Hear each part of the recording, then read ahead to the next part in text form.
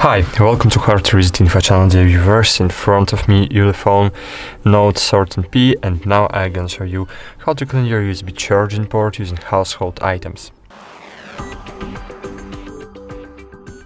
So remember one rule: never use metal objects to clean the connector so as not to damage the moisture protection and the charging mechanism itself.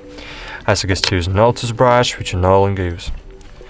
So as you can see, there is something in my charging port that's preventing the charging cable from going all the way into the connector, and now we are going to try to clear it. Okay, firstly you need to take the cover off, then just insert the one part of the brush into the connector and pry this dirt out. Okay, that's it. Thanks for watching, like this video, subscribe to our channel, and bye! See you!